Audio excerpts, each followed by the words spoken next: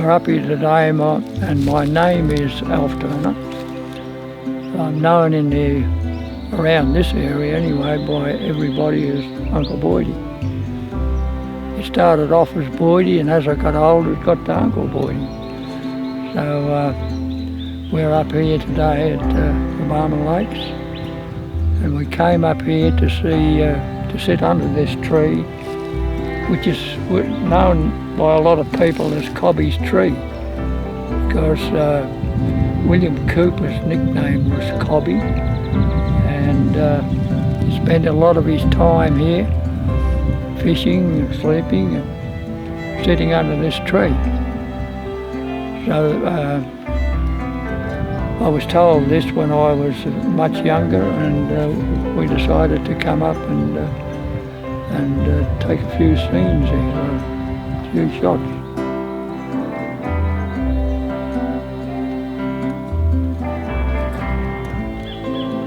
Well, Uncle William, as you say, is my grandfather. My mother was Amy Cooper, one of his daughters, and of course that's why we're here today, to come and have a look at the tree. That I haven't been here for a while, so I decided to come up and have a look. The tree's getting older, and it's just about on the way out, but we've decided to put it on tape.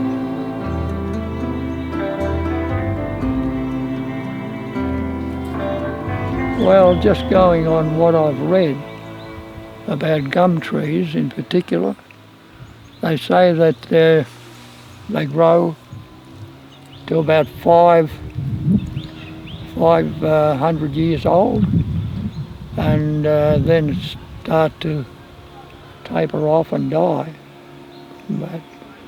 after that time. So we're saying that just knowing that, we've decided this tree is on the way out. So we thought we'd catch it before it really fell over.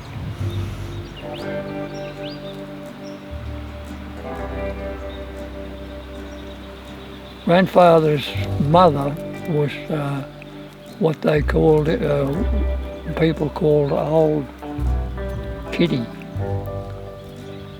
Now, which was my grandmother, really, great-grandmother. And that's all that people seem to know her as in the tribal days, or later on too. She was an old Aboriginal woman, full-blooded Aboriginal woman, and she was known by the people around her as Old Kitty. Now, Old Kitty, as they called her, was taken into Maloga Mission, and with her 4 children. Grandfather William Cooper would have been the eldest at 14 years of age, and none of the kids had been to school. So the manager of the Maloga Mission used to go around with a horse and buggy and pick any Aboriginals up that were sick or needed help, and he'd take them back to Maloga. And this day he was driving through the bush and came across this rough camp, and he pulled up and went over, and it was a camp with a mother and 4 children, the eldest being 14, and he rode a pony behind the buggy with the mother and the 3 children in it. And that was William Cooper, and he took them back to Maloga and took an interest in the eldest one, which was William Cooper, and taught him how to read and write. And it wasn't long before William was able to write a decent letter. And he wrote to politicians and the like, begging them to get involved in the way that these people were treated. because they were in a bit of a time because their hunting grounds were all being fenced off, and some of them were in really bad trouble.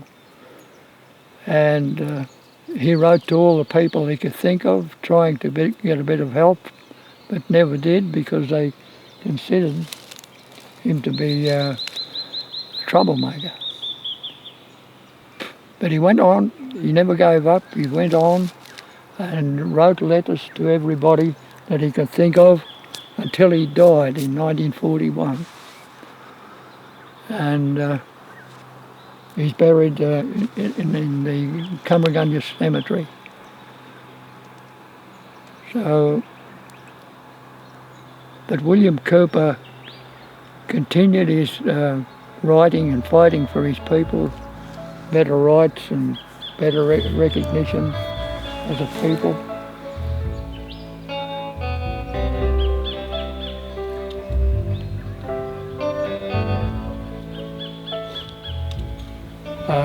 Grandfather Cooper, William Cooper, had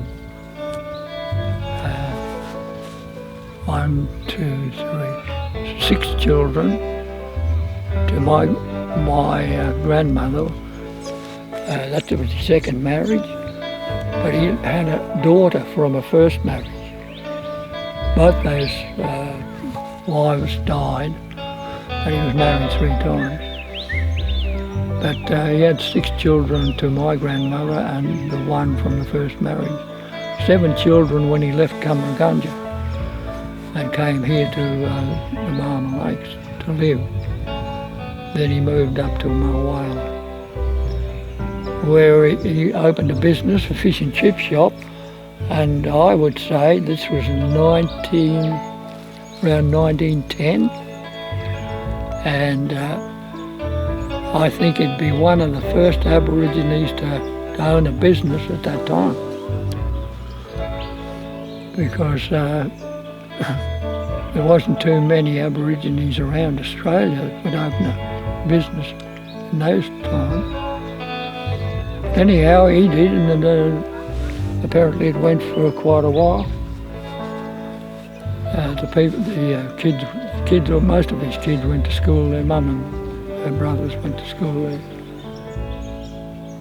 The girls were Jessie Cooper, and there was Mum, Amy Cooper, and there was Kevin's grandmother, Sally Cooper, and the boys were Daniel Cooper, Gillison Cooper, and Lynch Cooper.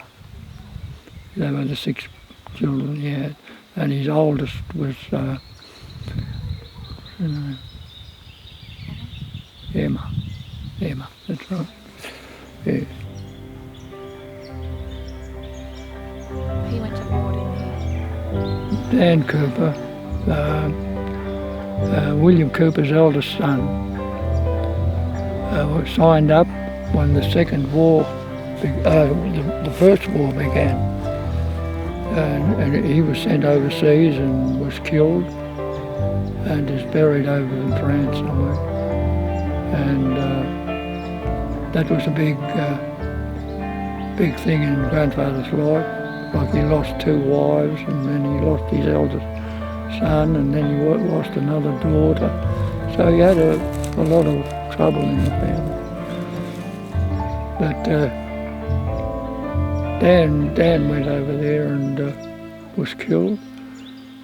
Gillison spent all of his working life in the Victorian Railways. And Lynch Cooper won the store gift in 1928, when the year I was born, and in 1929 he won the World Sprint Championship. He became the World Sprint Champion. And he won quite a few major gifts around Victoria and New South Wales. So my mother managed a girls' hostel in Northcote, and Auntie Sal managed a house. It was a safe house for Aboriginal girls at that time. So you can see now that William Cooper thought a lot about educating his kids. He thought that by education they could do all right, and most of his kids did. You know, they weren't millionaires, but they made a life for themselves and did pretty good. So when was Dan one of the only Aboriginal men that went from around here? No, his cousin went with him. Joshua Cooper, one of grandfather's, William Cooper's brother's son. He went. They signed up at Yarrawonga and went to war. Well, Josh came home, and of course Uncle Dan got killed. But I can remember Josh walking around Cummerah with this hat on, with the ostrich feathers in the side of it. So yeah. So there was a lot around the district that went to war, First War, Second War, a lot of Aboriginals from northern Victoria and southern Victoria.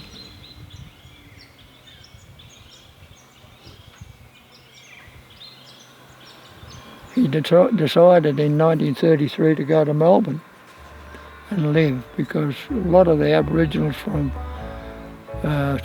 southern Victoria and northern Victoria were flocking to Melbourne because there was plenty of work in Melbourne and not much work around here where he came from. So he went down in 1933 and got a house to rent in Footscray. Being a young boy, it gave me a lot of interest in what the grandfather did, because I could see what they were doing, meetings in the house, and the people that came there. Sometimes he'd be sick and couldn't get out of bed, but the people who came there and had their meetings in the house, and some of those people I knew pretty well, because Uncle Doug Nichols was one, Auntie Marge Tucker, and there was Lynch Cooper, his son, and there was Uncle Bill Onus, Uncle Eric Onus, and quite a few from Fitzroy, because that's where most of the Aboriginal people lived. Footscray and Yarraville and Footscray and Fitzroy. And so they all used to come to the meetings, and my job was to open the door and seat them when they came, so they knew me pretty well. But it gave me a good insight to what grandfather was doing at that time, even though I was only a boy, you know, about 8 or 9 years old.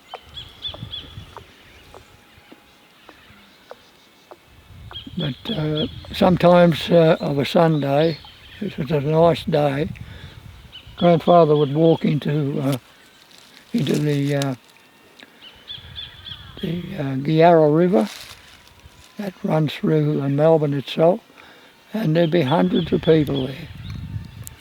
Different people talking about their favourite subjects, could be communism or anything else. And grandfather would get up on the box and talk about the plight of Aboriginal people at that time. So on the way home, the house he had, there was no heating, so we used to carry a couple of bags and pick up driftwood from the Maribyrnong River and the Yarra River to burn down the heat that we had in the house.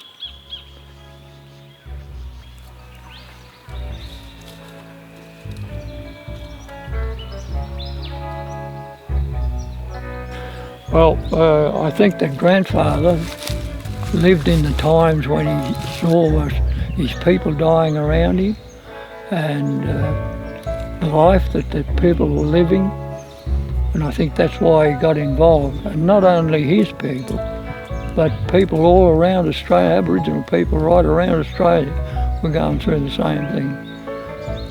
And I think that's one of the reasons, or the main reason, that he got involved when he fought for the Jewish people when they were in trouble. I think that it wouldn't have mattered what colour or what creed they were. I think he would have done the same thing.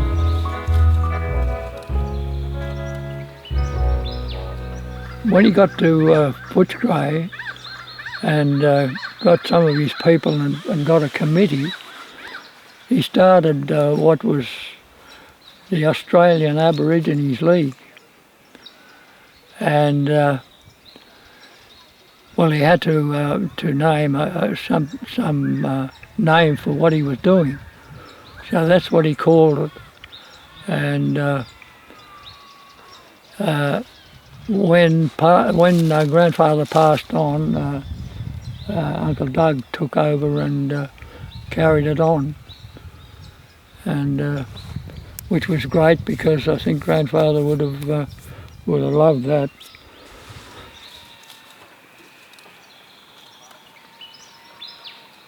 He wrote letters all the time when he was in bed sick, and he never spoke very much about anything else but what the Aboriginal people were going through. He was a very quiet man, and until he got someone said something about Aboriginals, and then he'd hark up on them. But he spent a lot of time, even when he wasn't well, and when he was well, he was writing to different people. And they're the letters that now we can read today, because they're up in Canberra and anyone can go and have a look at them. And that's something that's wonderful for the people that are interested in what he did.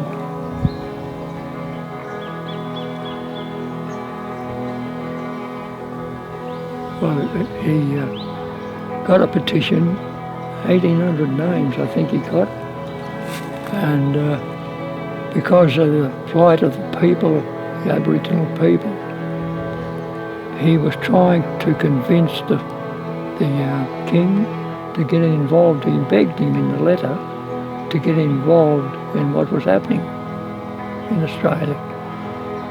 And of course he had to send, you just don't send a letter to the king in an envelope and expect it to get there.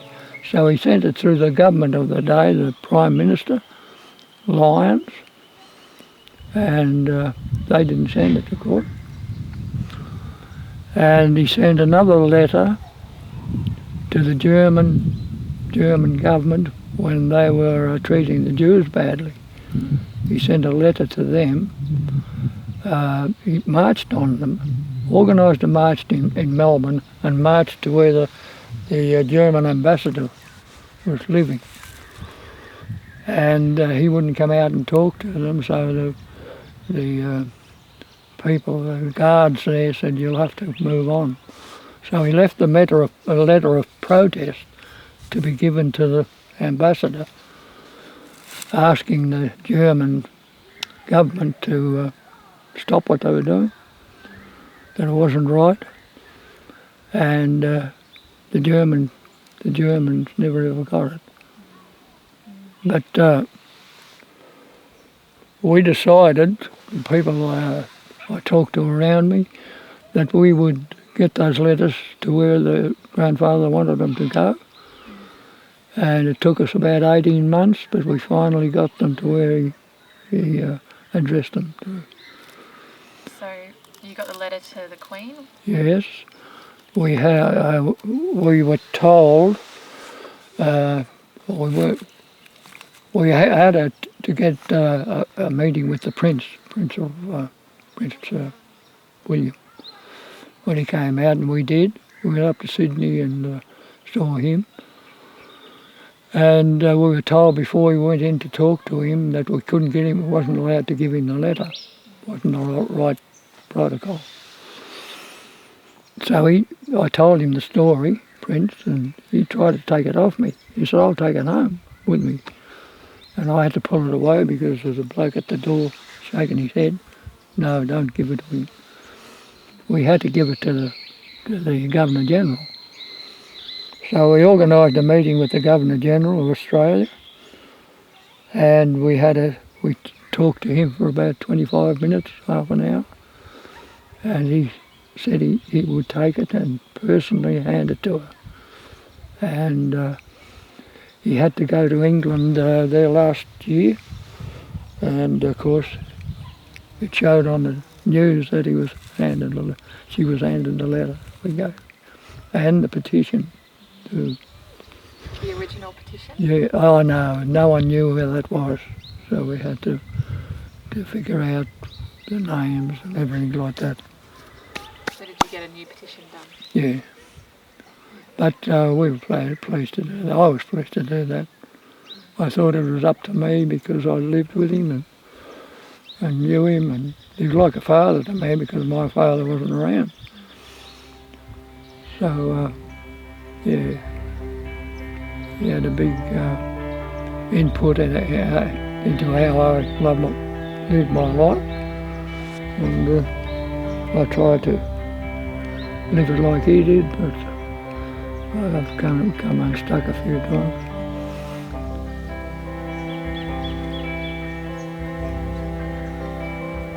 Yeah, well, it's been a known fact that grandfather did organise people and march from his home into the city, and we decided we'd do that again. This is 4 or 5 years ago now. So we got organised a march, and lots of people turned up. And I done the walk, and they tell me it's 11 kilometres from where we walked into the city. So we organised that and went into the square in Melbourne and done a bit of a talk on the loudspeaker, and it was a great day. Lots of people walked in there. And did the German consulate, did they open their doors for you? Yes, they did. Yes. We walked to where grandfather walked. This time they opened the door. We saw the ambassador. He was not a German, but he's an Australian. So when we spoke to him, he said, definitely. He said, I'll get in touch with the German government. He said, we'll do it. He said, no, I'll go in and open the doors. It's no longer where the ambassador lives. I think it's a cafe or eatery or something. Anyhow, we get in there, march up to the door, and the door opened, and he came out and spoke to us and asked what we wanted, and we said, we want to give you this letter, and handed him the letter, and there was about 200 people with me that walked in there. It was great. What did you feel when you handed that letter over? Oh, the enjoyment at having finished what the grandfather had started was something unreal for me. And I think a lot of other people too, because they all knew the story, and especially the Jewish people. And they wanted to see the letter handed over. No, it was terrific to have done that. One of the best things in my life, really. William Cooper was a humanitarian because of what he did, and not only for one race of people. Like he turned around and fought for the Jews and anybody else. Like I remember the paper coming out, and it was all in the paper what the Nazi party in Germany were doing to us. Murdering, rape, shooting, all that, burning their businesses. And they were in a bad way, and grandfather could see that. He used to get the paper every day, and And I suppose he thought, well, this has gone on long enough. I've got to do something. And I think that's why he organised the march. But, yeah, I don't think he looked for any, people to say this and say that about him, but he wasn't one of those people. But now they're saying all these things about him that were true. In his day, he couldn't see that, or people couldn't see that. But he could see what he wanted. What he was doing was right.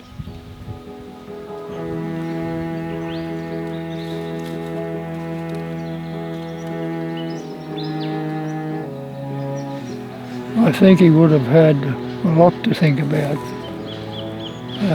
in those days, because work was hard to get, and I think they found it pretty hard to live.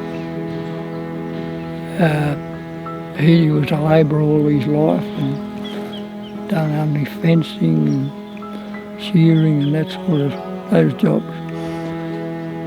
And he had, as I said, 7 kids to keep. I think he had a lot of worry over his time living, and of course I think it wasn't all worried about what was going on around him. I think he just came here to get away from a lot and not to think about those things, because the other things were with him wherever he went, like every day. His kids, what they were doing, and that sort of thing.